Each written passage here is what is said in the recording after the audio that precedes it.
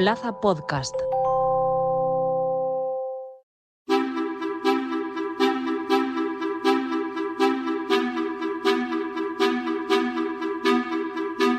El miedo a volar, conocido como aerofobia, afecta a millones de personas en todo el mundo, impidiéndoles disfrutar de una experiencia que para muchos es una rutina. Esta fobia puede manifestarse de diversas formas, desde ansiedad leve hasta ataques de pánico, y puede ser desencadenada por diversos factores como el temor a la altitud, la claustrofobia o la preocupación por la seguridad. Vamos a explicar qué es exactamente el miedo a volar y cuáles son los síntomas más comunes, además de cuáles son las mejores terapias o los mejores métodos para superar ese miedo a subirse a un avión. Hoy en Plaza al Día, aerofobia, cuando volar se convierte en trauma.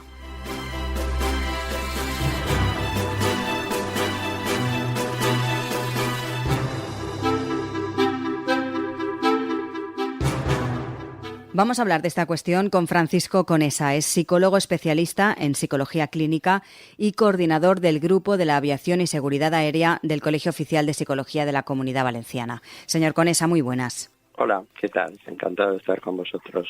Vamos a explicar, en primer lugar, qué es exactamente el miedo a volar, la aerofobia. Es que no es un medio natural para nosotros, para las personas, estar por el aire. Eso es para los pájaros. Nosotros vamos por tierra. Entonces, siempre, en general, existe esa prevención, precaución, alerta cuando vamos a tomar un vuelo. Hay personas que van muy tranquilas, pero bueno, siempre una pequeña dosis de prevención, aparte que ir a tomar un vuelo supone ir 3 horas antes, hacer una cola, la preocupación o esa pequeña angustia de perder el vuelo. Todo ello se suma a que podamos albergar un pequeño miedo, que normalmente se supera en el momento que iniciamos el vuelo, llegamos a destino y ya lo hemos pasado. Pero en algunas situaciones hay algunas personas que generan un miedo intenso y una preocupación también intensa hacia el hecho de volar, que ahí es cuando ya el miedo, mejor dicho, lo denominamos ansiedad. ¿Por qué?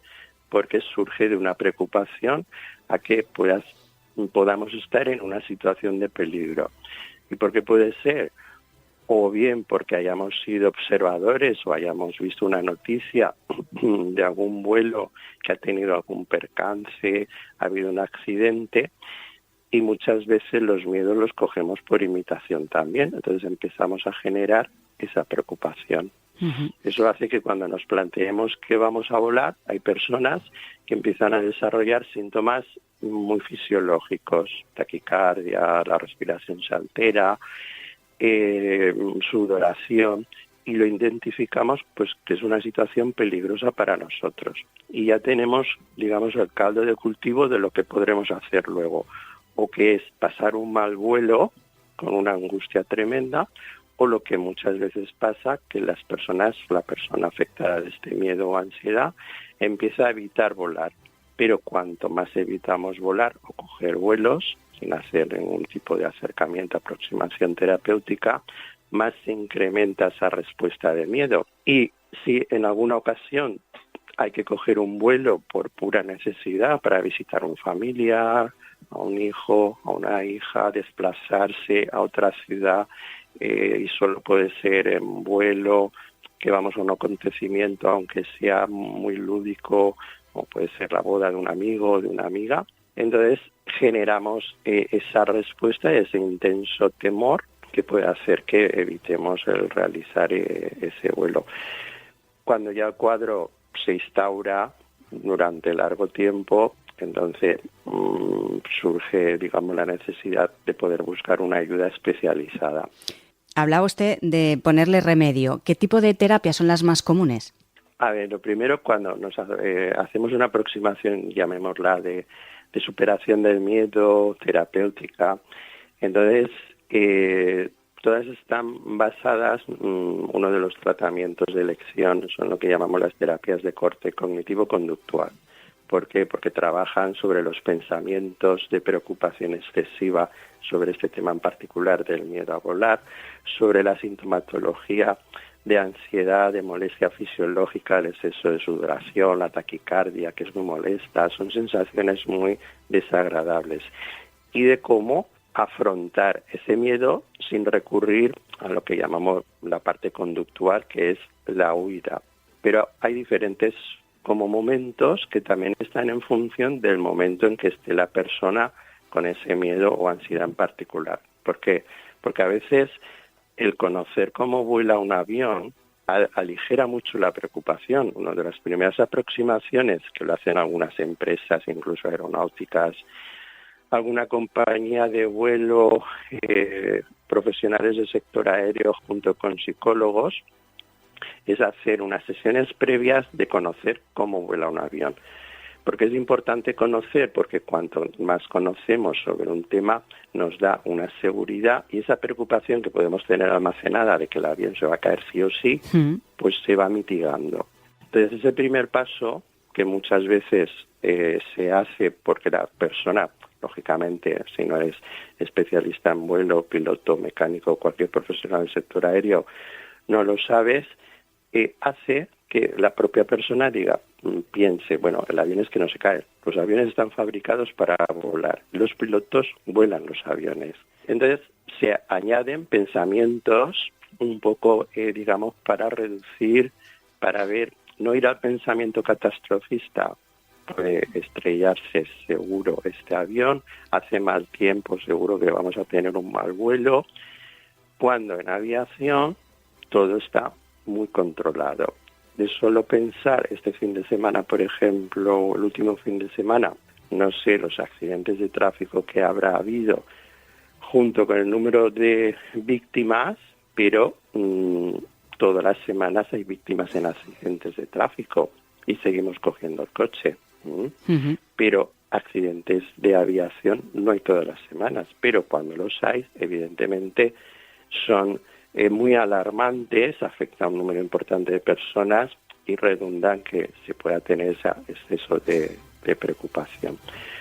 Cuando una persona ya ha dejado prácticamente de insistir en querer coger el avión y ya le afecta mucho su vida cotidiana por cuestiones de trabajo, de tener que hacer viajes a menudo, de tal forma que la vida del día a día está significativamente afectada, es cuando ya los tratamientos, digamos, se amplían para toda esa esfera que llamamos no solo un conocimiento de cómo vuela el avión, sino la parte reducir la sintomatología física, que es cuando notamos exceso de palpitaciones, sudoración, taquicardia, tememos que va a pasar y automáticamente pensamos que va a pasar lo peor. Reducir la ansiedad sin necesidad de llegar a tomar medicación hace que ya también podamos mejor pensar o controlar esa preocupación de que puede pasar algo catastrófico. ¿En qué porcentaje son efectivas esas terapias? Pueden rondar, no es el 100% de efectividad porque hay muchas variables de personalidad.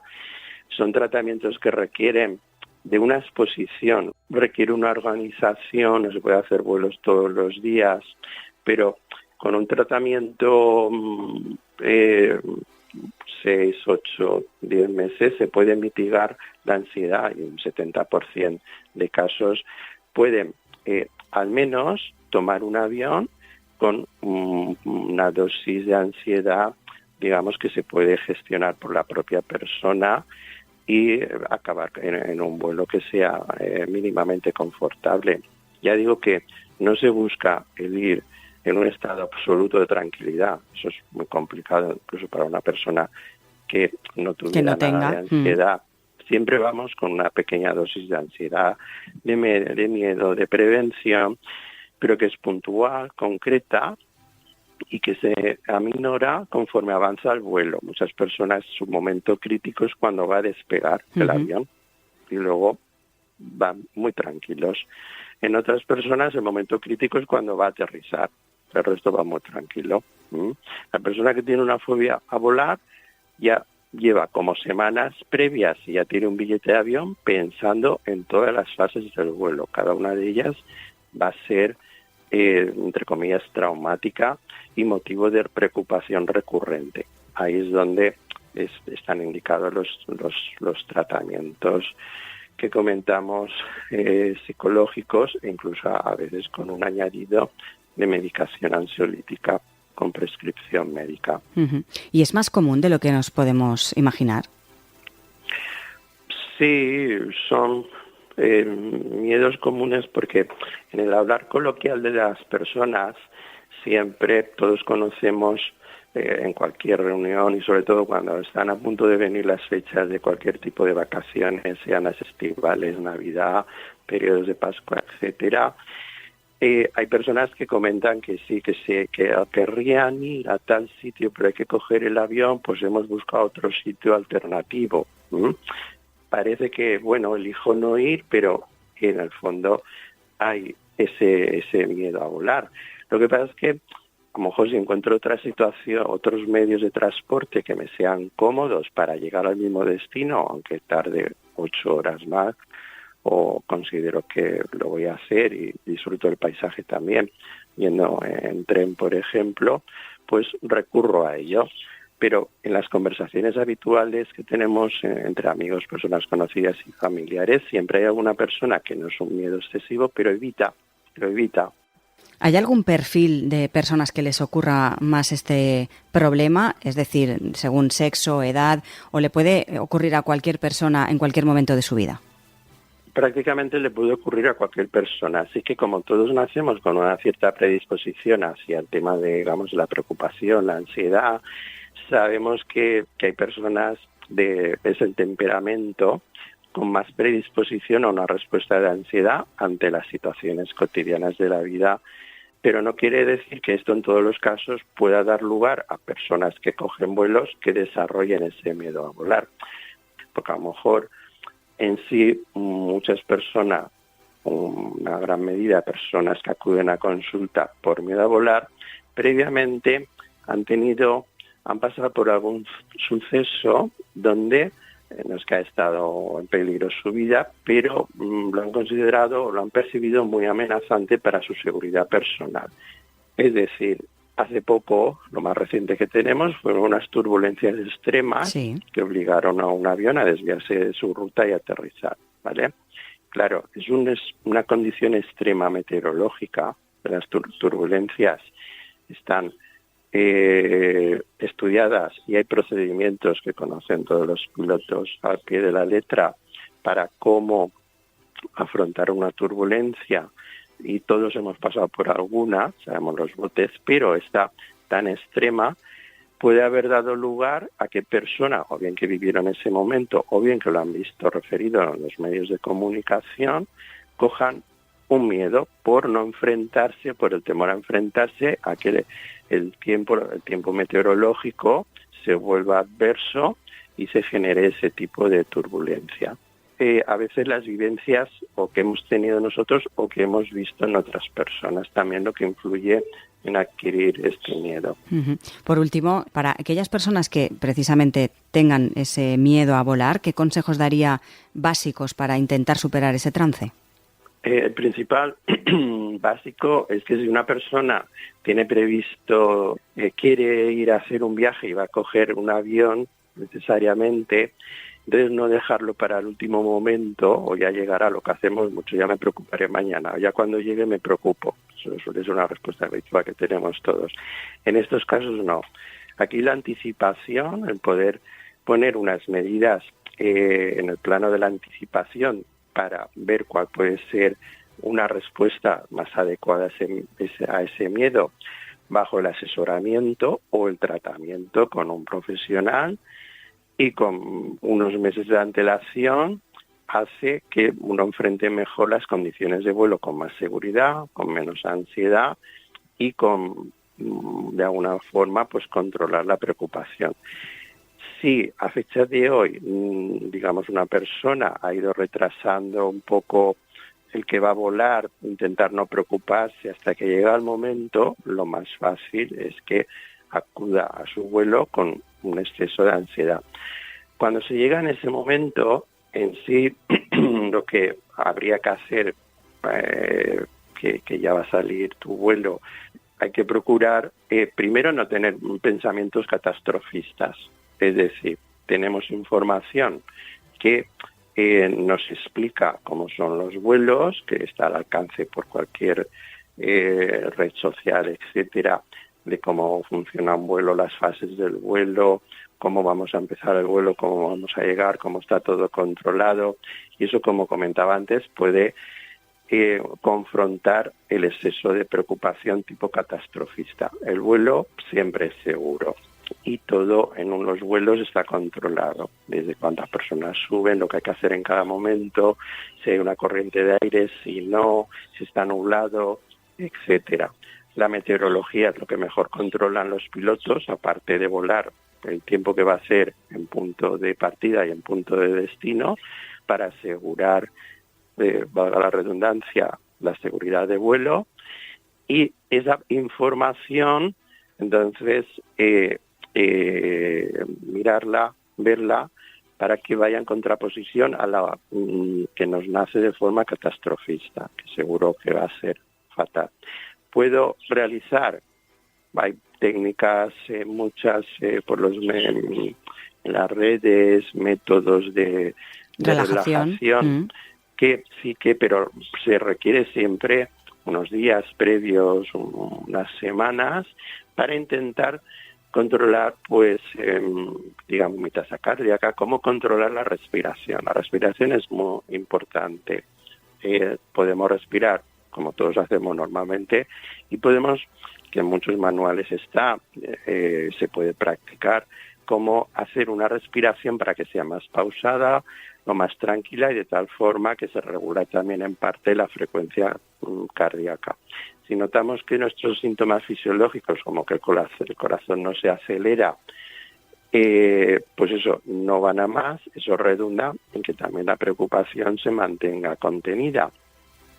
Y serían las dos fórmulas: tener conocimiento de cómo funciona el avión, cómo sí que está todo controlado por parte del personal de vuelo, y técnicas de relajación, y pensar en destino, es decir, no en cómo voy a estar dentro del avión, sino que mi destino va a ser un destino agradable, donde vamos a disfrutar de unos días de descanso, y esa es la motivación, digamos, que va a hacer que yo afronte ese vuelo.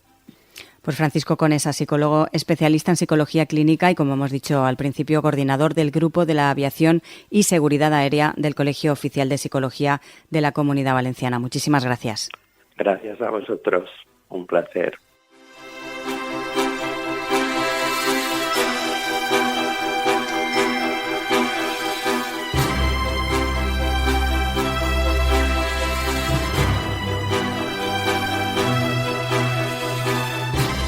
No olviden que pueden acceder a todos los capítulos de Plaza al Día y además a otros contenidos de Plaza Podcast en nuestra web plazapodcast.es. También están disponibles en las diferentes cabeceras del Grupo Plaza y en todas las plataformas de podcast. Por último, les invitamos a seguir a Plaza Podcast en las redes sociales más importantes.